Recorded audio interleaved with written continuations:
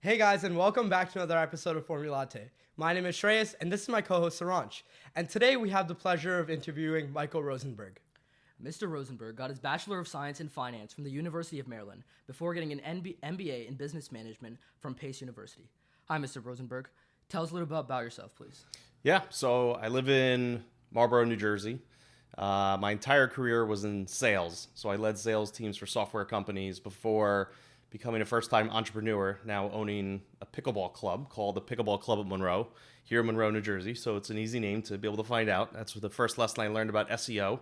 Put the name of the town in your company so that people can find it better. But I'm married, 2 kids, one in high school, one almost in high school, and happy to join you guys here today. Yeah. Thank you so much for joining us. So, can you tell us a little bit about your high school education and some of the dreams you had in high school? Yeah, high school education. There was a little bit of education because I was probably the last dumb year to get into University of Maryland. Now it's extremely tough, not as tough back then. But I always enjoyed finance, accounting, sales. My father was a CPA, so I just assumed that's what I was going to get into. But when I applied for schools, I actually wanted to become a doctor. So when I applied, it was any college that had a really good medical program, until I realized how many years of college you have to go to be a doctor. To which I then pivoted and decided to go to University of Maryland for business. I was originally accounting and then eventually finance. Okay. So did you end up switching your major, or your major when you applied was in finance or business? So when you go to the school, it might be different now, but what used to be, you just got into the school and then you actually had to have 3 semesters worth of grades before you applied to the specific college you wanted to go to. So you didn't have to declare, hey, I want to do business. I just knew Maryland had a good business school, so I wanted to make sure that I went there. But didn't apply until the 3rd semester after I was there to apply to the business school. And when I did, it was accounting, and then I switched to finance pretty quickly after that. Okay, yeah, that's a really good journey. And you see a lot of these kids these days saying, like back then, that wanted to be like their parents, go into medical, or their parents were like pressuring them saying, you need to be a doctor, engineer, lawyer, or something along those lines. But, there's so much more to explore. So it's great that you were able to find the finance and accounting. Did you, originally coming out of your undergrad, did you get a job before getting your master's, or? Yeah, so I had a few internships because I had no idea what I wanted to do. All I knew is I didn't want to be a CPA. I thought being an accountant was really cool because I didn't know what the heck it was. And all I knew is I used to go with my father to sports games to entertain his clients' kids. And I'm like, hey, being an accountant's pretty cool. Then you realize what it is, and it's boring as all hell. So then I figured finance at least is somewhat interesting. But I felt I was more of a people person and didn't want to be behind a desk. And was able to get a couple of internships. And the one that opened my eyes was actually a headhunting firm called Robert Half. And so what they do is they get people jobs in accounting and finance, but it was sales. And that's what really appealed to me, was the sales aspect of it. But I could still use my education towards that. So that was my internship between junior and senior year. And then they offered me an opportunity. And so after I graduated, I started right there. And that's where I was for my first 8 years out of school. Okay. Could you help us differentiate a little bit between accounting and finance? Because I actually have seen students in our school and even out of school just use those words interchangeably, but obviously they're 2 very specific different niches, right? So could you tell us a little bit about the difference? Yeah, hopefully I get this right. I mean, for me, it was accounting were numbers that already happened, and finance are numbers in the future. Okay. So if you think of bookkeeping, how much did I pay? How much am I supposed to get? All of those numbers, including taxes, are like accounting. So figuring out what money went in, what money went out. The finance end of it, at least finance administration, financial analysis that I was thinking of, was what are the numbers we're going to do? So like for my business, for example, I pay money every month, I receive every month. That's more bookkeeping, accounting. Whereas we're getting into, now we're in the cold season. So how much money am I going to make when it's cold weather? How much money am I going to make when it's warmer weather? And I'm going to project out what those numbers are going to be, as well as what numbers I might need to pay out. That's the finance end of it. Yeah, I mean, there's definitely some confusion between finance and accounting, and it's really cool that you cleared it up with the, in the future and in the past kind of thing. And I wanted to ask, what are the different aspects of finance? Like you said something about financial analysis, and that really, what I want to do when I grow up is something along those lines as well. So can you go a little bit more into depth about that? Yeah, and then when people use the word finance these days, a lot of times they're talking about like high finance or banking, which is something like completely different altogether. Right. And that's where you might hear people working 15, 16 hours a day for their first job out of college for 2 years, just really busting your hump. And some of that type of finance is, for example, I work with a lot of sales companies in which we got financial backing. Okay. So for example, somebody thinks of a really good idea for software and they come up with it and then they sell it. And who buys it? A lot of time it's an investment company. And the investment company thinks, I'm going to buy it for $1 and I'm going to dump a lot of money into it and a lot more resources than they had. And then I'm going to sell it for $3 3 to 5 years later. That's a lot of when you think of like finance these days or working on Wall Street or banking, that's what a lot of people think of. Finance, though, is a very broad term because if you even think of banking, it takes on a whole new world. But if you think of just financial analysis, it's a lot of spreadsheet work and it's a lot of, again, understanding of what are the numbers that we have today and what are they going to be tomorrow. Okay. Yeah. And, I wanted to kind of ask along the same line. You mentioned Wall Street. So I wanted to ask, what are your thoughts on the movie Wolf of Wall Street? It's a great movie. There's a few movies before that if you just watch Wall Street, which is like the original of it. But it's interesting. I mean, it's based on a real character. It's, Jordan, it's a real book. It's a real everything. My brother-in-law actually used to work with him. So he was almost as crazy as the stories say, although the movie probably sensationalizes a little bit. Okay. Yeah, so that makes sense. But when you were working your jobs in sales, finance, and all that, what were some lessons that you learned going from job to job? One is it was way more of who I know than what I knew. Heard that a lot. That was a lot. I mean, look, my first internship was a friend of the family worked there and said, hey, maybe we'll hire an intern, and they did. And then I was able to earn my way into a job, but I don't think I would have known about that opportunity if it hadn't been for who I've known. Okay. I would definitely say that. So that's why I try to, at least with my kids or whomever, like foster relationships. Like communication is key. And I think people take that for granted a lot, thinking I have good grades, I get good SAT scores, I have a good transcript, I'll get into a good school, and that's going to equal something. We take a look today, there was an article that came out yesterday that even people that are graduating from Harvard are having a tough time finding jobs. It's not an easy job market. So it is not all of what you know. I would definitely implore people, it's who you know. So you have conversations with whomever it is that you can, because you also don't even know what it is you might want to do in the end. I would argue most people don't go into college and then end up with whatever it is that they thought they were going to do. The journey is definitely going to take a few turns. Another piece I would just say is like hard work goes a long way. And it sounds cliche and it sounds like something that somebody my age would say to somebody your age. But it really is that it's there's no expectations that should be on anyone's side that something's just going to be given it to them or that supposedly that they earn it.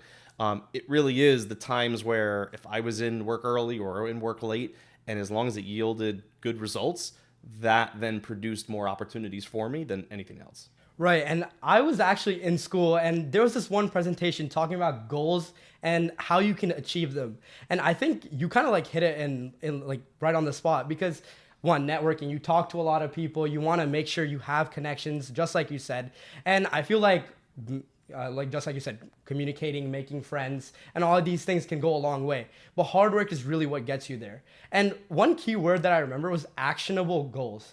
And it's basically where you set a goal, you set steps in between, and you reach those milestones until you achieve your final goal. Mm-hmm. And then you can expand from there. So that's one really key thing that I saw in one of these lectures that I was listening to, and it kind of like stuck with me. So yeah. Were they suggesting that you at your age should even have actionable goals before getting to college? Yeah, because getting to college is a huge milestone. So even in like academics, you first you want to start studying for this specific topic. Then you want to branch out and manage your time well. And again, like balancing your time is really key. And I think Saransh, I think you've listened to that lecture as well. I do think I've heard that lecture before about setting your goals with specific timelines. I think that's actually in our personal finance course that we took in freshman year. That's one of the things they stressed most is you have to have a step-by-step process to getting what you want to achieve. Because although you don't have to know everything right now, you should still have a step-by-step goal, in my opinion. Yeah, I think it's a highly intelligent thing to do, because a lot of people say my goal is over here, it's where I want to get to, and it's out of my control how to get there, where it's not. Right. The only thing I would say in addition to it is, don't be closed-minded to hitting a different goal that is not the original goal that you set out to do. So if your original goal is to, I'll make it up, but to get into University of Maryland, and therefore you know you need a certain GPA, certain SATs, certain things on your transcript, but that doesn't yield the results, but you actually are able to get into Binghamton or another great school, that's okay as well. Yeah. Right. Yeah. And, we see a lot of these things where it's like you have these goals, but like you really, it's sometimes unrealistic. And something that I like to like call upon is like New Year's resolutions. And, you hear a lot of them being like, I want to eat healthy. I want to, go to the gym. And it's not like specific enough. So you like, there's no way we're really like tracking it or like doing it. And so I feel like that's where a lot of people aren't able to, progress. So I wanted to ask, what are some setbacks and challenges you faced and how you've overcame them? I've been fired from jobs. I've been in positions that I haven't enjoyed. So my first job, I was there for 8 years. And so in my head, especially at the age that I was I'm unbelievable. I've been at the same job for 8 years and I was highly successful. So therefore, every job after this is going to be pretty easy. And I realized that was not the case whatsoever. So the first job I went to, I think I lasted about 3 weeks. And I realized, oh crap, this is not the environment that I want to be in. And that was probably the scariest thing. And talking to my wife was like, what do I do? I mean, it's only been 3 weeks, but I knew. And so I went somewhere else and I was there for 3 months. And that was it. And now all of a sudden you're like, okay, maybe my 8-year track record was a fluke. And you start having like imposter syndrome. And then after that, things went a little more smoothly and I got into more of a rhythm. But for me, it was also because of changing industries. So people have been fired. People have not gotten the position they wanted. People have definitely had setbacks in those areas. There's positions, promotions that I haven't been able to get. And at the time, it's really easy for a third party just to say, it's okay, things are going to be all right, you'll find something else. But personally, you're just like, I'm a failure, this is a failure, what's going to happen? So the toughest thing, and it's tough for me to really give advice on it, but goes back to that just stick-to-itiveness of things aren't always going to work out the exact way that you think they are, and it's okay, but it's going to take you some time to figure out what that next step is going to be.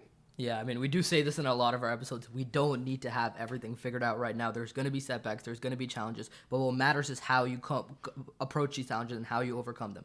I wanted to shift the topic a little bit to your entrepreneurial journey as being the owner of the Pickleball Club at Monroe, as you mentioned. Could you tell us a little bit about when you made that decision and why you thought it was correct? Did you mull it over with your family, yourself? What did you really think about it?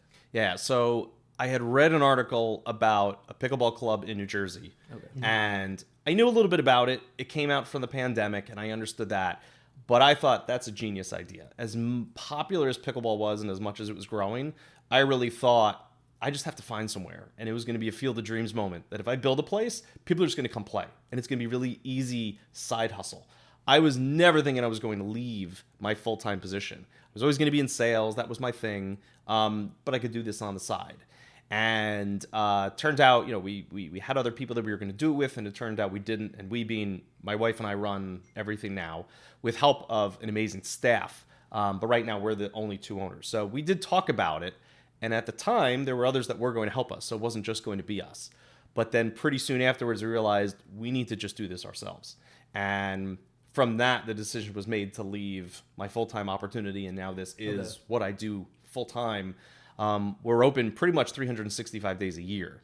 So yeah. I'm not going to say it's a 24/7 type of job. It's not like that. But literally every day we're doing something, whether we're physically there or we're from home. So for me, I kind of fell into it from an entrepreneurial side, but I always enjoyed being my own boss, so to speak. But I always had to report to someone. So usually it was just the CEO or the board that I reported to. Now it's just still my wife. I mean, it's a great like journey from switching to through corporate finance and sales all the way to your own entrepreneurship, endeavor. And I kind of wanted to ask, because of the influx of like racket sports like pickleball, paddleball, wiffle ball, like tennis and all of these things, how did this kind of like shape your first like initial idea to create this? I mean, it really was out of opportunity. It wasn't that I'm not a great pickleball player, so you can ask your dad. I'm not a great pickleball player. My wife is, but so for me, it wasn't what a lot of pickleball owner transition is, which is I play pickleball. I love playing it. Let's own a place. You know, it's almost like owning a bar because I like to drink. Like, no, that wasn't my journey. My journey was more of I read what I thought was a really good opportunity and created it. So for me, definitely took on a different life from what others have had. And for me, it was scary as hell because, again, I always had a paycheck coming. I always had healthcare that was coming. And now it was, shoot, we have to create this and we have to be in this every day because no one's going to care about it as much as we do, which still is true. Yeah. I mean, I think the goal is like never be too set where you are. You can always be changed, and you should appreciate change. Change can always come. You didn't just step onto a pickleball court and be like, okay, this is my court now. I'm going to run this business. How did you get like initial funding and things like this to start this business, make it what it truly is today, which is extremely popular? No, I was fortunate that I had enough saved up that we were okay to be self-funded. So we didn't take any, we don't have any investors or anyone else except for just us. And then through our success, we're actually expanding within the building that we're in. So you bring up other paddle sports. So the one that we're building are padel courts. And if you don't know what padel is, it's a good cross between, let's say, pickleball, tennis, and racquetball even. You walk into a size of a pickleball court, including the out of bounds, but it's within like a glass cage. So you can hit off the walls. It's the fastest growing sport outside of the United States. Okay. Pickleball within the United States, padel outside of the United States. Although the rumor is padel might make it into the 2028 Olympics before pickleball does. So we're trying to get ahead of the curve, and I guess this is kind of that entrepreneurial spirit. I was not first to act to pickleball. I was not the first in New Jersey. It was much more of I saw we were on the upswing and wanted to create something. Padel would be different because the closest padel courts from here are over an hour away. So for us, we would be building or starting the demand, and hopefully we're on the upswing of things within the U.S. Yeah, so capitalizing on such an opportunity is like so cool. And when you see like this opportunistic mindset of, you know, being in front of the market and making sure like you have the correct like path, I wanted to ask something about like how you initially grew your community and how you got people to come to the pickleball courts, how they, you know, like how you face some challenges with that, and like us as like we just started our podcast as well, and yeah, like we need some advice on that too. So. Sure. Look, we were very fortunate because there actually was a community already playing where we built it. So to be quite honest, we didn't go from scratch. But I think we were able to build it from what it was to what it is. Was really trying to solve the problem for every single pickleball player of what they were looking for. So for example, there are certain groups that they have their group. And they want to play on their day and their time every week. That's it. They don't want to play with other people. They have their group, and that's what they want. Awesome. So we have a solution for them. Then there's people who don't have a group, but they want to play the same time every week. So we create something. We didn't create it, but we have a timing called open play. You don't have to come with anybody. You come and you'll play with whomever we tell you to that's within the same level that you are in pickleball. That's an option. There are people that want to get better. Great, let's create clinics. So we have 9 amazing instructors that can offer these opportunities every hour of the day. So what we were able to do is just to listen to what is it that you actually want and then be able to give it. And I think we do give it in the best possible way for their dollars. So I think the value is there. I think the timing's there. From a location perspective, obviously we're fielding a lot from around the Monroe area. But we get people that drive well over 45, 60 minutes to come to our place because of different things that we offer. Whether it's our head pro, Igor, who's amazing, whether it's our open plays because they're fun. You know, we've had people that leave and then they come back and they're like, you think it's pickleball. Like a pickleball court's a pickleball court, right? But the environment, again, the ownership that my wife and I, and we give that touch that others can't give because it feels like it's more corporate, definitely gives people a better sense of like where they're playing. Yeah, I think your background in sales and finance was definitely especially crucial as you developed this company. So I just wanted to shift a little bit to like your balance between your work life and your family life. Obviously, being an entrepreneur is not like a 1 hour a day job. It takes a lot of time to communicate with these people, communicate with your trainers, communicate with your new clients, and everything that you have to solve within your company. So how do you balance? Because as you mentioned, you have 2 kids in high school who obviously have very demanding schedules as well. Yeah, and they call it pre-pickleball and post-pickleball in terms of like what our availability was. So believe me, they get it, they see it. But hopefully it's also being like a good role model to them of what it is that they want to do, whatever that might be. But understanding of all of the skills that you can perfect by owning your own business, whether it is financial or social. For me, tackling it's kind of like going back to what you said in terms of goals, but it's having everything out there. Like I don't let work interfere with certain things. So for example, I'll still go to the gym, as many times a week as I went before. I enjoy playing golf, so I'll make sure that won't get in the way. Like if you think just being able to work 24 hours a day is going to make you happy because of the money you bring in, it won't. So it's just making sure that you have a balance with all of it. But that said, there are times where work gets in the way. We have a private party tonight, and I'm going to be there from 6 to 8. So that means I'm not having plans, from 6 to 8 p.m. on a Saturday night. Being a mid-40s guy, like, it's okay.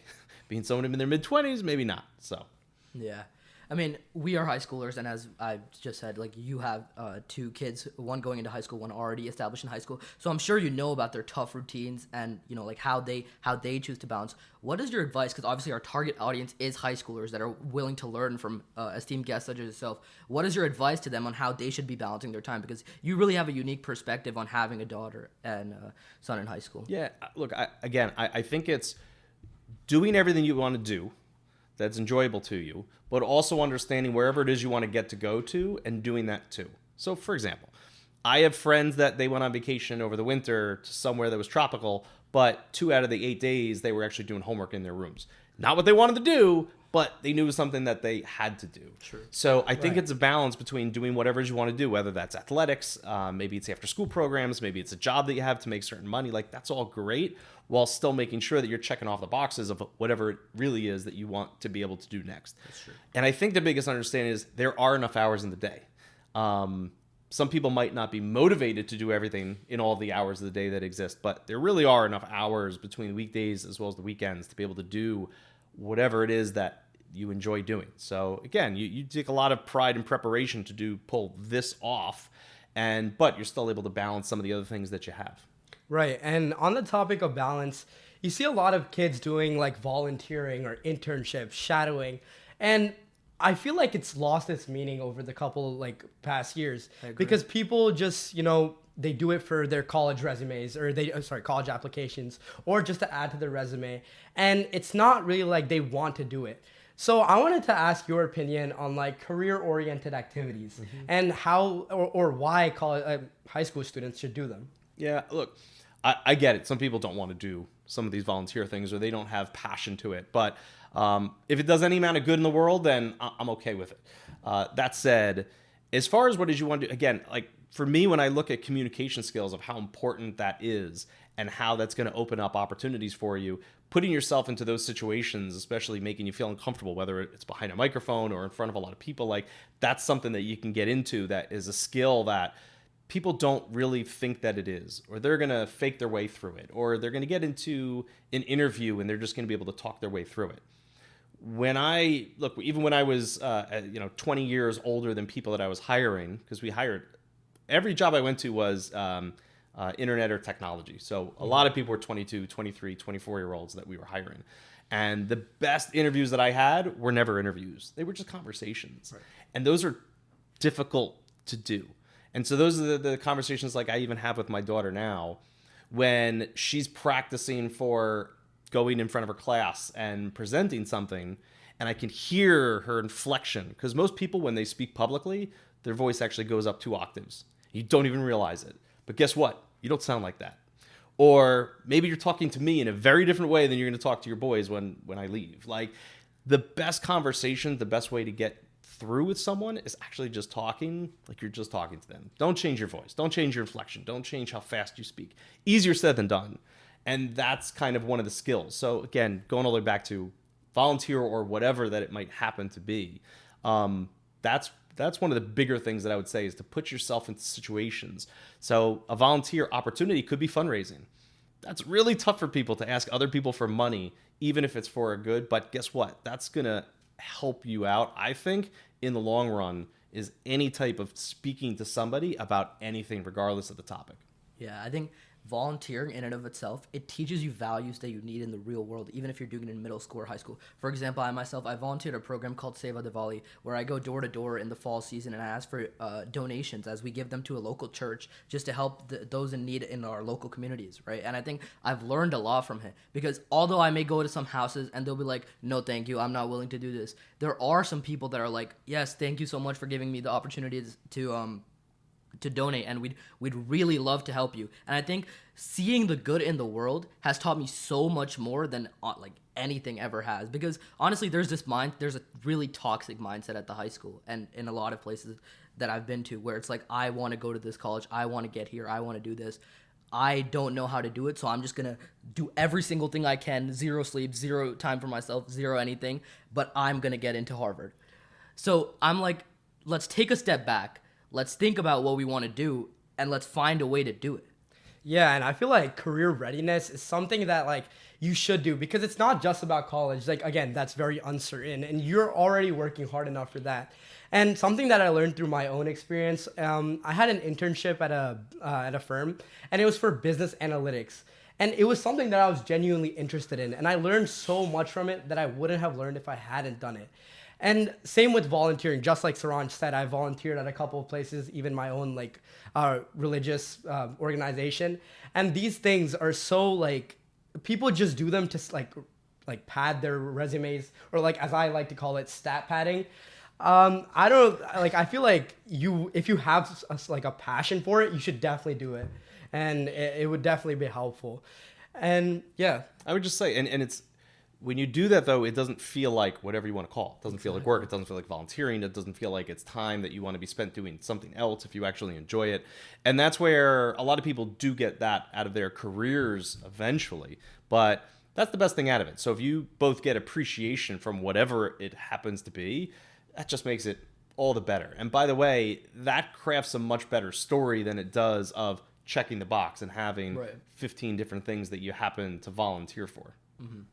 When we started this podcast in the summer, we received like a lot of initial feedback from people. It was like, oh, you're just doing this to pad your resumes. But honestly, like, I want to be a lawyer when I grow up. That's my dream job. And I love public speaking. I love communication. I love talking to people and broadening my horizons, just hearing all the different perspectives I can hear. I have an internship currently at a organization that's trying to enable youth civic engagement. And I just love doing this stuff. And I think what I hear from these people is just their own I don't know. I really don't know how to phrase that. Like perspectives. Their own perspectives is what I'm trying to say. Yeah, and I mean, I think you said the right way, because when you had first said you wanted to be an attorney and that's why you like talking to people, that's one thing. But you actually pivoted and you said you like listening, which I think is all the more important, just especially just in this climate of listening and hearing the other perspectives, what people say. I mean, that's where I enjoy having the conversations with people, is not always just talking about what my opinion happens to be, but I thought it interesting because I heard this is what other people are thinking, is what other people are saying, and then that's where you have an actually more roundly conversation. That's why we love having like a diverse guest list. We've had people from so many regions. Like you're an entrepreneur. We've had one other entrepreneur who's a CEO of a restaurant marketing company. We've had community leaders. We've had a lawyer, and we love hearing so many different perspectives from so many different people. And yeah, I mean, it's been great. I wanted to ask one more thing, just going back to your the Pickleball Club at Monroe. What are your future goals with this, and how do you, like, let's say if I give you a time frame of the next 5 years, what do you want to do in these 5 years? Yeah, look, year one was to get to year two. And then we hit year two, which started September of last year. And year two was to get to year three. And only because we're doing the expansion now. So we literally started this month of the expansion on the other side, where we're putting in padel, we're putting in golf simulators, ping pong tables, cornhole, social area, like a cool area. But guess what? I still have rent and now more expenses, so therefore we have to pay for that. Right. And it's very different from pickleball. If we were just growing pickleball by adding more courts, that's different than starting two brand new sports where we're starting from 0 people playing it, and we have to get that up pretty quickly. So for me, from a short-term perspective, is just seeing success there. And if we're doing all of the same things in 5 years from now, I'm pretty happy about that, because that just means that we're successful with that. Once the kids go to school, who knows? Because that's when we're going to have a lot more time. Now I have 4 more years at least. So in 5 years, maybe that's when a second location could become more realistic. Knowing that the free cash flow that this place brings in might yield us other opportunities in other places. We've been brought them, but focusing on the one location is already enough out of just the two of us. So in 5 years, not sure. As long as I'm doing the same thing in 5 years, that's success. Yeah, that's perfect. That's a perfect ideology. And I heard like we were just talking about development, and it like kind of clicked back into my brain where you said there's a lot of like changing markets for like jobs, and like, you know, like you said, computer science people that went to Harvard are not able, like Harvard, MIT, are not able to find jobs. So what is one of your like what is some advice that you can give like high schoolers like me and Saranj about how to, you know, counteract this, or, you know, find some other passion? Yeah, I would say don't say no to any opportunities. Again, it's that if you think you know the path and there's no veering off that path, that's a very risky venture to go on, because you miss one foothold and you're done. So there are opportunities that you might have to take. There's a job that you might have to take. There's an internship that's like, this isn't the exact way I wanted to go, but I'm going to go do it. So, for example, my nephew, he's about to graduate from University of Delaware. He's majoring in finance. He had an internship with one of the big banks, and they offered him an opportunity, and it's not exactly what he eventually wants to do. It's actually more of the accounting side of the banks as opposed to the finance side. But it's a job opportunity. It's an amazing bank, and then there's opportunities that can be yielded from that. So if he just stood back and said, nah, that's not what I want to do, so why would I take that job? You're missing out on what could be 10 other opportunities that are going to be born from that. So I don't mind people keeping their eyes on the prize, and I'm only going to go to a Harvard or an MIT or a Yale or something like that. But if you close your mind to what all the other opportunities can be, all the people that are at the other places, like I'll give you an example. He got into what some people might deem higher level schools than the University of Delaware. But do you know that all of the banks have headquarters in Delaware? Like, I don't know if you've ever seen it, but most companies, they actually say that they're headquartered in Delaware, and they do that for legal purposes and tax purposes. So that's why all the banks are there. That's opportunities for him. And he knew that at a younger age than I ever would have thought that I would have known about it. So I would just never close your ears to any kinds of opportunities, especially if it's tougher getting a job these days. Yeah, I mean, with the influx of social media, like the point you made a couple seconds ago is like, it's not just the name of the university that matters. It's what you can get from the university that also matters. As you said, in Delaware, there's like a lot of banks have their headquarters. Everyone sees the names of the Ivy League, University of Pennsylvania. Oh my, it's the best business school in the world. But have you ever started to think, like, if you're living in California, do you really want to travel 600, like however many miles it is, to Pennsylvania?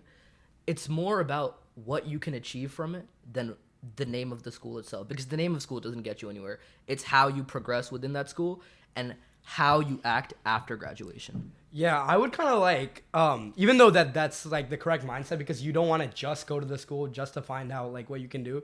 It is good to, you know, work hard and strive to do the best you can. So if it is possible, then you work really, really hard and get into these schools. I mean, definitely, like anyone should go for it. But like if there are some setbacks, you want to, you know, regroup and you know, maybe take a different path or work through the obstacles that you like face. Yeah. And yeah, I feel like a lot of my friends, like a lot of them just say, yeah, I want to go into business and then I want to go into med. And like they aren't really sure like what in med. One of my closest friends, they were talking about like how they didn't want to actually go to med school. Instead, they wanted to do something related to like biomedical engineering.